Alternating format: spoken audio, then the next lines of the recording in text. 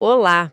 Hoje a gente vai abrir o que eu gosto de chamar de caixa de ferramentas do Estado. A caixa de ferramentas do Estado. Gostei da analogia. Exato! Pense assim, nos atos administrativos, sabe? Aquelas decisões que afetam todo o nosso dia a dia. Desde uma multa de trânsito até. Isso, até a licença para uma obra. São, no fundo, as ferramentas que o governo usa para agir, né? Perfeito. Algumas são martelos, outras são bisturis. E a nossa missão hoje, com base num material de estudo bem detalhado, é entender que ferramentas são essas, por que às vezes elas, digamos, quebram e se dá para consertar. E é um ponto fundamental, porque entender isso não é só para quem estuda direito, né? De jeito nenhum. É saber qual ferramenta o Estado pode usar contra ou a seu favor. Uma licença, por exemplo, te dá uma proteção, um escudo. Já uma autorização te coloca numa posição bem mais frágil. A diferença entre elas é a diferença entre ter um direito ou, basicamente, depender da boa vontade do gestor. É sobre distribuição de poder, no fim das contas, Exatamente. entre o cidadão e o Estado. Ótimo. Então, para começar a identificar essas ferramentas, o nosso guia vai ser um mnemônico. N-O-N-E-P. Vamos começar pelo primeiro N, de atos normativos. Certo? Pelo que eu entendi, essa é a ferramenta que cria um manual de instruções, é isso? A lei diz, é proibido construir de forma irregular. Mas o que é irregular? Precisamente. O ato normativo, como um decreto municipal, por exemplo, vai traduzir essa regra geral. Ah, sim. Ele vai dizer, irregular é construir com mais de 3 andares nesta rua, ou sem respeitar um recuo de 5 metros. Ele não inventa a regra, ele só detalha a aplicação da lei para todo mundo, de forma abstrata. É a ponta abaixo da regra. Entendi. A ferramenta seguinte no nosso mapa é o O, de ordinatório. Se o normativo é o manual para o público, o ordinatório é o memorando interno, a ordem do chefe para a equipe. Perfeito. A palavra-chave aí é hierarquia. É uma ordem de dentro da repartição. Tipo uma portaria que diz, fulano, a partir de hoje você é o fiscal da Zona Sul. Exatamente isso. O ponto fundamental aí é a ideia de fronteira. Esse ato opera estritamente dentro dos muros do governo. Ele organiza equipe, distribui tarefas. Manda subir, manda descer. Isso. No momento em que essa ordem interna vaza e começa a criar uma obrigação para um cidadão que está do lado de fora, ela deixa de ser um simples auto ordinatório. Pode até se tornar ilegal. Certo. Já temos o manual de instruções e o memorando interno. O segundo N da lista é o negocial. Aqui a porta da administração se abre, né? Sim, aqui começa o diálogo com o cidadão. É quando o Estado nos dá um sim ou não para algo que a gente quer fazer. O alvará para abrir uma loja, a permissão para colocar mesas na calçada. E a palavra-chave aqui é unilateral. Ah, boa. Não é um contrato, onde duas partes se sentam e concordam. Aqui é o Estado sozinho decidindo se concede ou não essa faculdade. É uma manifestação de poder que cria um direito ou uma permissão para o particular. E é aqui que as coisas começam a ficar bem interessantes. Antes de mergulhar nisso, vamos fechar o mapa. Chegamos ao E de enunciativo. Essa ferramenta não parece criar nada, nem ordenar, nem permitir. Não. Parece mais um scanner, um raio-x. Ela só constata um fato. Exato. Uma certidão que diz não constam débitos ou um parecer técnico que afirma esta estrutura corre risco de desabar. Formalmente, é só uma opinião, então. Formalmente, sim. Um parecer por si só não derruba o prédio. Mas aqui entra a realidade da máquina pública, né? Imagino. Um parecer negativo de uma procuradoria pode matar um projeto bilionário. Oficialmente ele só opina. Na prática, nenhum gestor em sã consciência vai ignorá-lo. Então, embora seja declaratório, seu poder de influência é imenso. É a opinião do especialista que ninguém ousa contrariar. Faz sentido. Para fechar o NONP, temos o P de punitivo. Essa é a ferramenta mais direta, né? O martelo da caixa. Sim, essa é bem direta. É o Estado aplicando uma sanção por algo errado. A multa por avanço de sinal, a suspensão de um servidor, a interdição de um estabelecimento. Certo. E o interessante é notar como essas ferramentas se conectam. Um decreto, que é normativo, estabelece o limite de velocidade. Ok. Você desrespeita. Um servidor emite a notificação, que é parte de um processo interno ordenatório. A multa que chega na sua casa é o ato punitivo. E se você quiser provar algo, vai pedir uma certidão que é enunciativo. O ciclo todo usa várias espécies, que legal. Todo o ciclo. Até aqui parece tudo bem organizado, mas o material aponta para uma área que parece um campo minado de confusão, dentro dos atos negociais. Ah, sim. A diferença é entre licença, autorização e permissão. As palavras soam parecidas, mas pelo que eu entendi, confundir isso pode ser um problema sério. O que separa uma da outra? A separação é o eixo de poder na relação. Pensa na licença. A lei diz, se você apresentar os documentos A, B e C, você tem o direito de construir. Tem o direito. Isso. O papel da prefeitura é só checar se você entregou A, B e C. Se entregou, ela é obrigada a emitir o alvará. O poder está com o cidadão, que tem um direito subjetivo. Não tem espaço para um não gostei de você. Cumpriu a regra, o sim é obrigatório. E por isso ela não pode ser revogada depois por um capricho, certo? Exato. Por isso ela é um ato vinculado. Agora, vira a mesa completamente. Na autorização, como proporte de arma, Certo. a lei também lista requisitos. Você pode preencher todos.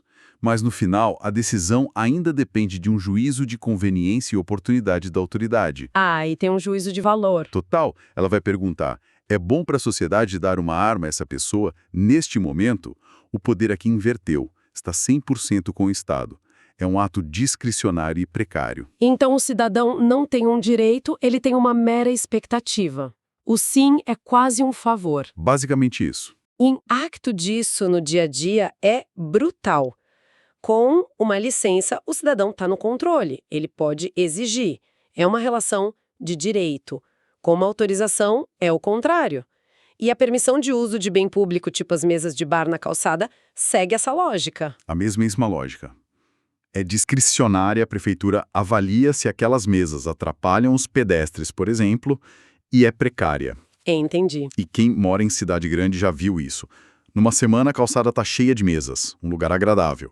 Na outra vem uma nova gestão, muda a política, piba, cadê as mesas? Sumiram. Isso é a revogação em ação. O ato de permissão era legal, mas deixou de ser conveniente para quem está no poder. Certo, então as ferramentas foram usadas. Mas e quando a ferramenta quebra ou não serve mais? O que acontece quando um ato precisa ser retirado do mundo? O material fala em 4 formas. A primeira é a anulação. Pelo que eu entendi, isso acontece quando a ferramenta já veio com defeito de fábrica. Isso. O ato nasceu ilegal. A anulação é o recall do direito administrativo. Recall, boa. Detectou-se um vício na origem. E o efeito disso é o que os juristas chamam de ex tunc, que é basicamente a máquina do tempo do direito. Máquina do tempo, ok. Ela não só invalida o ato para o futuro, ela volta no tempo e o apaga da história, como se nunca tivesse acontecido. Ah, então o efeito é retroativo. Totalmente. A ideia é restaurar o estado de legalidade original. E quem pode apertar esse botão da máquina do tempo? A própria administração, por autotutela, ou o poder judiciário. Certo. E a segunda forma? A revogação. Aqui a ferramenta não tinha defeito, o ato nasceu legal, mas... Perdeu a utilidade. Exatamente. O ato era perfeito, mas o cenário mudou. A decisão se tornou inconveniente ou inoportuna. O foco não é mais a legalidade, é o mérito, a estratégia. É a prefeitura que permitiu as mesinhas e agora decide que precisa do espaço para uma ciclovia. Perfeito o exemplo. Por isso o efeito é ex nunc, ou seja, daqui para frente. Ah, não tem máquina do tempo aqui. Nenhuma. Tudo o que aconteceu no passado, enquanto o ato valia, é preservado. Isso dá segurança jurídica. E, crucialmente, só a própria administração pode revogar, né? Um juiz não pode chegar e dizer, prefeitura, acho que essa ciclovia é uma má ideia, revogue seu ato. Jamais. Seria uma violação da separação de poderes. O juiz controla a legalidade, o pode ou não pode. O gestor controla o mérito, o é uma boa ou má ideia, estratégia. O material ainda cita mais duas formas de morte do ato: cassação e caducidade. Cassação me parece uma penalidade. Acontece quando o beneficiário do ato pisa na bola. É exatamente isso. A culpa é do beneficiário. O ato era válido, a pessoa tinha permissão, mas ela deixou de cumprir uma condição essencial. Tipo o motorista profissional que desenvolve um problema de visão e tem a CNH cassada. Exato. Ou a empresa que obteve uma licença ambiental, mas foi pega poluindo o rio. A cassação é a consequência. E a caducidade soa como se o ato ficasse obsoleto. É a morte por obsolescência. Vem uma lei nova que é incompatível com o ato antigo. A prefeitura te deu permissão para operar um comércio numa rua. Anos depois, uma nova lei de zoneamento transforma aquela rua em exclusivamente residencial. Sua permissão já era. Caducou. Ela se extinguiu automaticamente porque a nova lei tornou a sua atividade ali ilegal. Mas nem toda ferramenta com defeito precisa ir para o lixo. Às vezes dá para consertar. E é aí que entra convalidação ou saneamento. Como isso funciona? A convalidação é a cirurgia plástica do ato administrativo.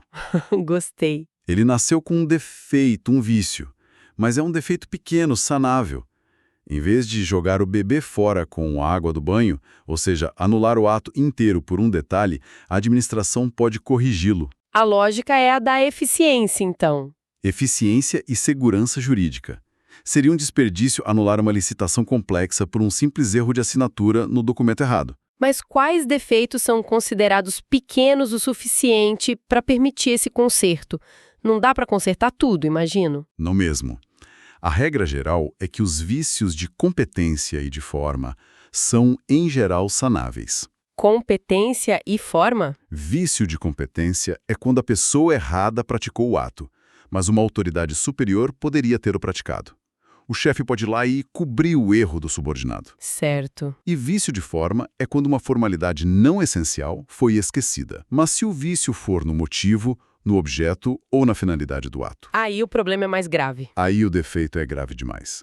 É um vício insanável, e a única saída é a anulação. E quando o ato é consertado, o efeito também volta no tempo? Sim, e esse é o grande poder da convalidação. O efeito é ex tunc, retroativo. Ah, então ele conserta desde a origem? Exato. Uma vez que o chefe assina, corrigindo o erro, o ato é considerado perfeito e válido desde o dia em que nasceu. É como se o defeito nunca tivesse existido. Claro, a lei impõe limites. Esse conserto não pode prejudicar terceiros nem o interesse público. Para amarrar todas essas ideias, o material usa uma analogia que eu achei fantástica, a de um lançamento de foguete. O foguete é o nosso ato administrativo indo para o espaço, para o mundo jurídico. Sim, é ótimo. As missões do foguete seriam as espécies de atos. Um foguete normativo lança as regras de tráfego aéreo para todos os outros. Isso. Um foguete ordinatório recebe ordens da base de controle para a tripulação. Um negocial pede uma licença para decolar, que se cumprir os requisitos, a base não pode negar. Ou pede uma autorização para entrar numa órbita específica, que a base pode negar por estratégia. Perfeito. O enunciativo é um relatório do foguete sobre a qualidade do combustível. E o punitivo é o foguete sendo multado por viajar rápido demais. E o fim da missão, a anulação, seria descobrir que o foguete foi lançado com uma peça ilegal. A missão é cancelada retroativamente, ex tunc. Como se nunca tivesse saído do chão. Exato, a revogação. O foguete é perfeito, mas a base decide que a missão não é mais interessante. O foguete é desativado dali para frente, ex nunc. Sem apagar o trajeto que já percorreu. E a cassação. O foguete está em órbita, mas para de enviar os dados que prometeu, descumpre uma condição, a base vai lá e caça a permissão de voo. A analogia cobre tudo. Cobre tudo perfeitamente. E, finalmente, o conserto em voo, a convalidação. A base percebe que o formulário de lançamento foi assinado pelo estagiário, não pelo diretor, um vício de competência. Certo. O diretor pode assinar por cima, convalidando a missão desde o início, ex tunc. Mas se o defeito fosse no motor principal? Um vício insanável. Não teria conserto. A única saída seria anular a missão. Essa imagem mental transforma os conceitos abstratos numa história que fica na cabeça. É uma forma muito eficaz de organizar o conhecimento. Fazendo uma recapitulação final, a gente abriu a caixa de ferramentas do Estado, identificamos os 5 tipos com o NOENP, mergulhamos na diferença de poder entre licença e autorização, vimos as 4 formas de um ato chegar ao fim e, por último, a possibilidade de consertá-lo. E a reflexão que fica para mim é que todo esse sistema revela uma tensão fundamental e saudável no direito. De um lado, o poder de Estado de agir e mudar de ideia em nome do interesse coletivo. A prerrogativa de revogar. Isso. E do outro, a necessidade de proteger o cidadão, de dar segurança jurídica para quem investiu com base numa decisão do governo. O direito a uma licença, por exemplo. Entender essas regras é entender como o direito tenta, a todo momento, equilibrar esses 2 pratos da balança. Perfeito. E, para deixar uma última provocação que o próprio material inspira, a gente viu que a convalidação, o conserto, depende de um vício sanável e não pode causar lesão ao interesse público. Certo. Mas, na prática, a linha que separa um defeito pequeno de um grave, ou que define o que é uma lesão a interesse público, pode ser incrivelmente cinzenta. Sem dúvida. A pergunta que fica é: quem tem o poder de definir o que está de cada lado dessa linha e com base em quê? Isso abre toda uma discussão fascinante sobre onde termina a técnica jurídica e onde começa a decisão política do administrador. Fica a reflexão.